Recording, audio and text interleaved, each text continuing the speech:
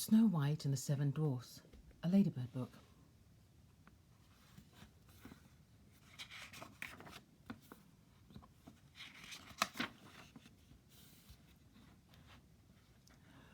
Once upon a time on a cold winter's day, as the snowflakes were falling softly and swiftly, a queen sat sewing by her window. As she looked out, the snow scene was framed like a picture by the black ebony of the window frame. As she sewed, the queen pricked her finger, and 3 drops of blood fell upon her sewing. The red of the blood against the white of the snow framed by the black wood of the window frame looked so beautiful, and she thought, "Oh, how I wish I could have a child as white as snow, as red as blood, and as black as ebony." Now it happened that some time afterwards the queen did have a baby daughter, whose skin was as white as snow, whose cheeks were bright red, and whose hair was as black as ebony. The queen called her little girl Snow White. Unfortunately, soon after her child was born, the queen died, and a year later the king married again. The new queen was very beautiful, but much too proud of her own beauty. She could not bear to think that anyone else might be more beautiful. The queen had a magic looking-glass which hung on the wall. Often she stood in front of it and, gazing at her own reflection, asked the question, "Mirror, mirror on the wall, among the ladies in this land, who is the fairest of them all?"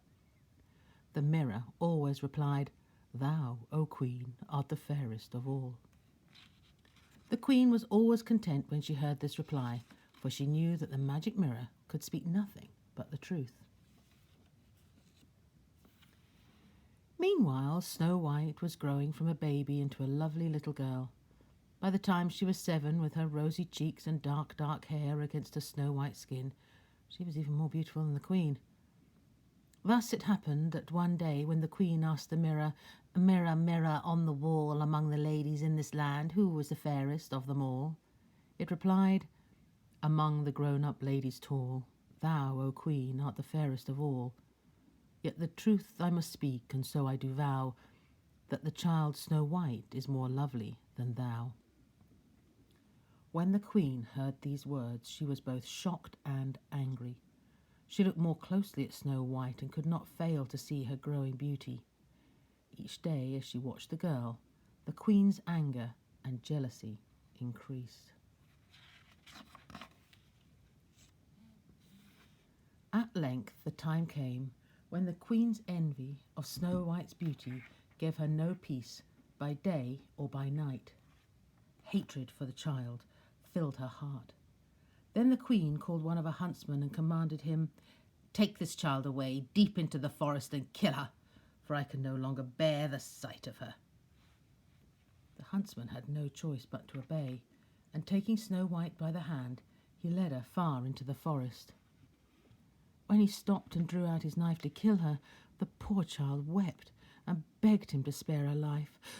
"Please do not kill me," she pleaded. "If you will spare me, I shall go further into the forest, and I promise never to try to return home again." When the huntsman saw the tears on such a young and beautiful face, he took pity on her. "Run away then, my poor child," he said. "The wild beast will soon devour the poor child." And he put away his knife and he thought to himself. When Snow White ran off into the great forest by herself, she was terrified. She did not know which way to go, nor yet what would happen to her. She feared she would meet wild beasts which would attack her. She ran on and on over sharp stones and round prickly bushes and long thorns. She heard the roars of wild beasts, but although some harm passed her as she ran, none tried to harm her. By evening her feet were sore, her clothes were torn, and her arms and legs were scratched by the thorns. And just as Snow White was ready to fall down with weariness, she came to a little cottage by the side of a mountain. She knocked on the door, but there was no reply. She tried the door, and it opened, so she went inside to rest. Everything inside the cottage was small and neat and clean. A white cloth was spread on the table. The table was laid with 7 little plates, 7 little knives, forks and spoons, and 7 little glasses, all set out in the proper order. Against the wall stood 7 little beds, each neatly made up and covered with a white bedspread. Snow White was both hungry and thirsty, but she did not want to take anyone's supper, so she ate a little of the food from each plate and drank a mouthful of wine from each glass. Then Snow White was so tired that she longed to sleep. She lay down on the first little bed, but somehow she could not make herself comfortable. She tried the other little beds, but each one seemed too long or too short or too hard or too soft. None suited her until she came to the last one, which felt just right, and soon she was fast asleep. Now the cottage belonged to 7 dwarfs who, when it became dark, returned home. They had spent all day in the mountains digging for gold. As they entered their cottage, each one lit a candle, and by the light of the 7 candles they could see that someone had been there since they'd left this morning. The first dwarf cried, "Who's been sitting in my chair?" And the second one asked, "Who's been eating from my plate?" The third one asked, "Who's been eating my bread?" The fourth one asked, "Who's been eating my vegetables?" The fifth one asked, "Who's been using my knife?" The sixth one asked, "Who's been using my fork?" And the seventh one asked, "Who's been drinking out of my glass?" Next, the dwarfs noticed that their beds were not as neat as when they had left them. The first dwarf looked at his bed and cried, "Who's been lying in my bed?" Then each of the dwarfs in turn looked at their own bed and cried, "Who's been lying in my bed?" But when the 7th little dwarf reached his bed, he found Snow White there, fast asleep. "Oh, look who's in my bed!" he called to the others, and they all came running to see. They lifted their candlesticks high, and as they stood around the bed, gazing at Snow White, "What a beautiful child!" they exclaimed. As the dwarfs were anxious not to waken the lovely child who slept so soundly, they tiptoed away and ate their suppers very quietly. Then, when bedtime came, the 7th little dwarf spent an hour in the bed of each of the other dwarfs in turn, and so the night passed. In the morning, when Snow White first awoke and saw the 7 dwarfs, she was rather frightened. The dwarfs, however, spoke kindly to her and asked her name. "My name is Snow White," she replied. "How did you find our cottage?" they asked. Snow White told them about her stepmother, who had sent a huntsman with her into the forest to kill her, and how the huntsman had agreed to spare her life. "Then I ran and ran all day through the forest," she continued, "until I came to this little cottage." When the dwarfs heard this sad tale, they were full of pity for the little girl. The eldest one told her, "If you will look after us, keep our house clean and tidy, cook and wash and mend for us, you can live here with us, and we shall take good care of you." "Oh, you are kind," replied Snow White. "I shall be glad to do that." However, before they left the house, the dwarfs gave Snow White a warning. "We are out all day working," they said, "and you'll be alone in the house. If your stepmother learns that you are here, she may come and try to do you harm. So be sure to let no one in the house while we are away." Snow White promised to heed their warning. She was very happy with living with the dwarfs. Every morning they went off to the mountains to dig for gold, and every evening when they returned home she had supper ready for them, and the house was neat and clean. And although Snow White was alone all day, she did not feel lonely, for she had many things to do. Meanwhile, the Queen, believing Snow White to be dead, was quite happy in the thought that she herself was the most beautiful lady in the land. It was some time before she bothered to ask her magic mirror the usual question.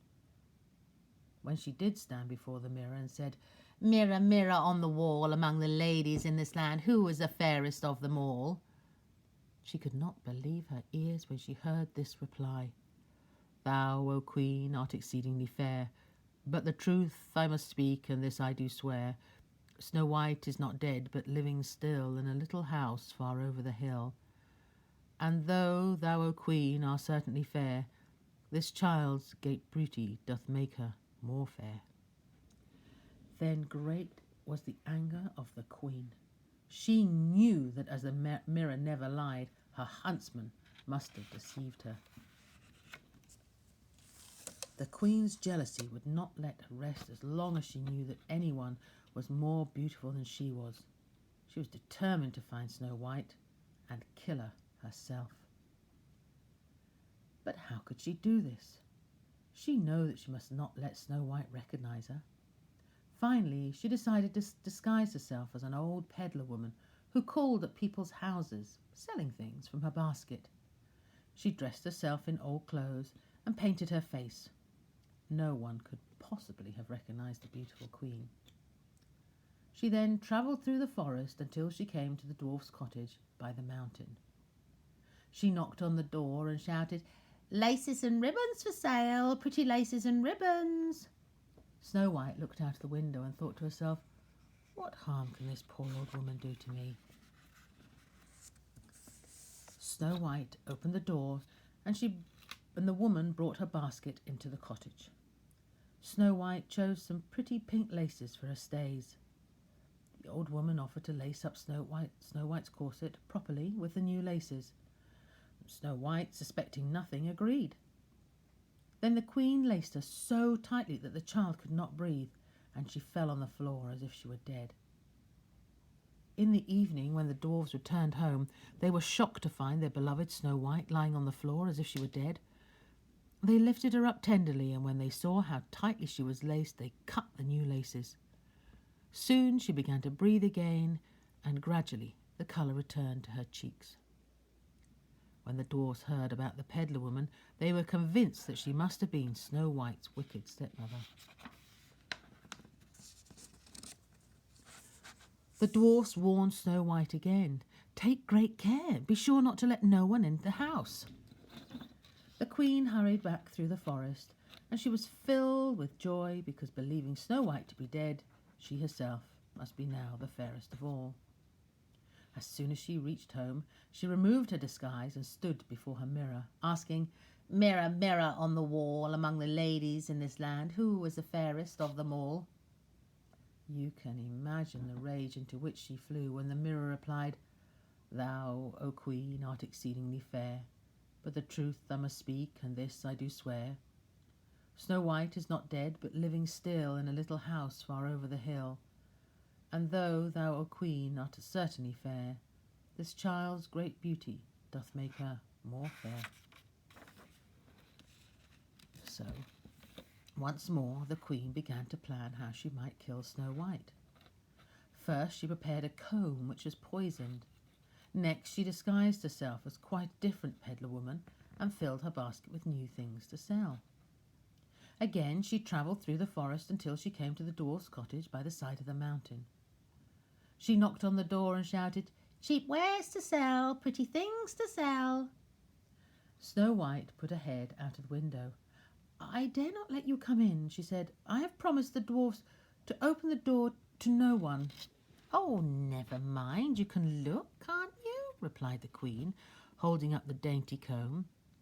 It was so pretty that Snow White could not resist it.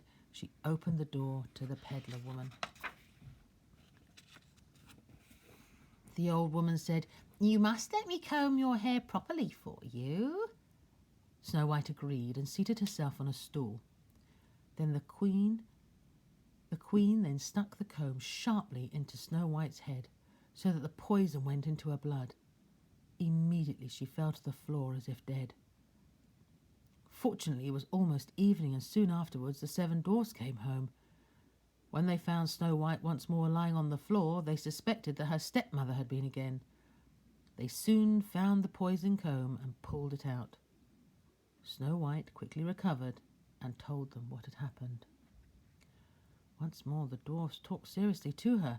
They warned her of the wickedness of her stepmother and begged her never to let anyone enter the house while they were out.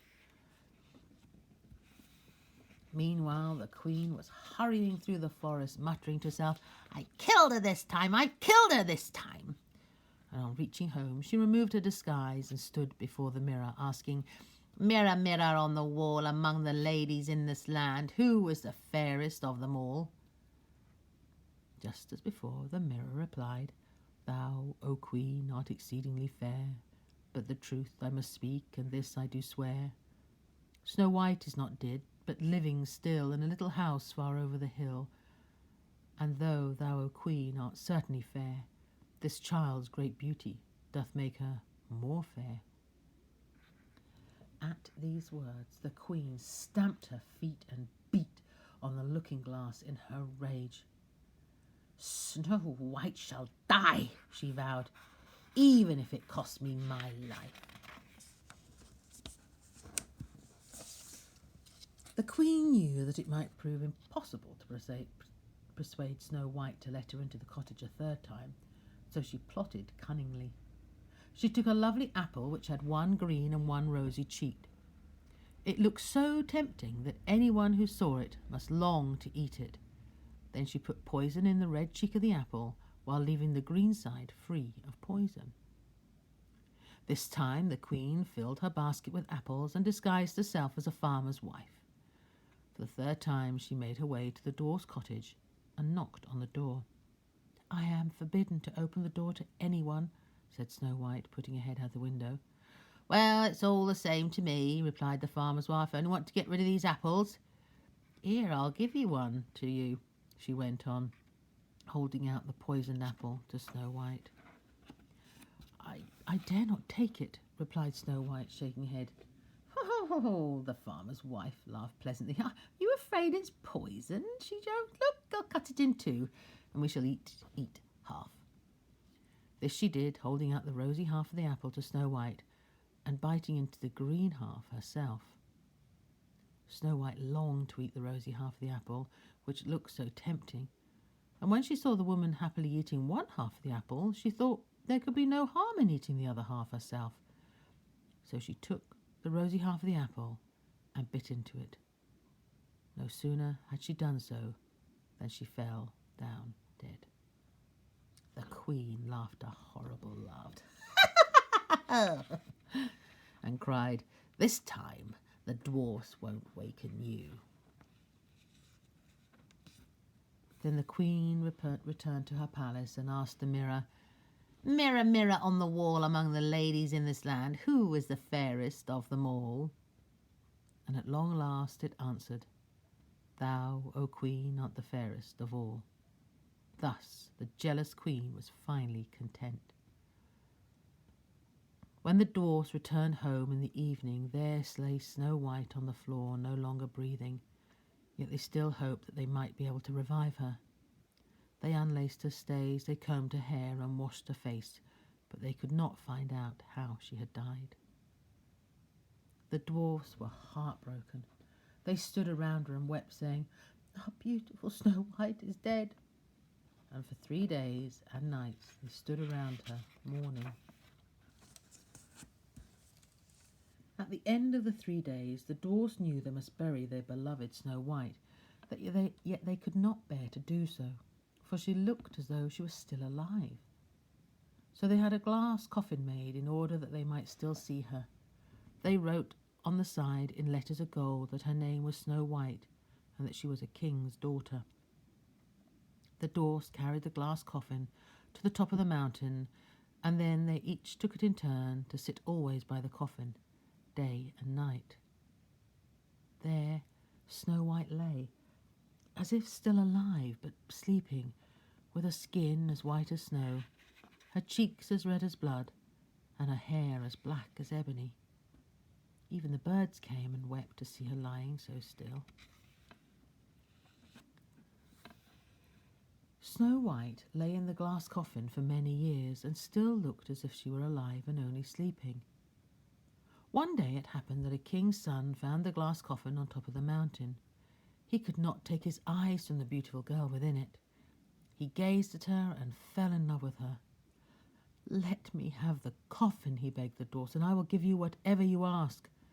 But they only answered, "We would not part with Snow White for all the gold in the world." The prince continued to plead with him.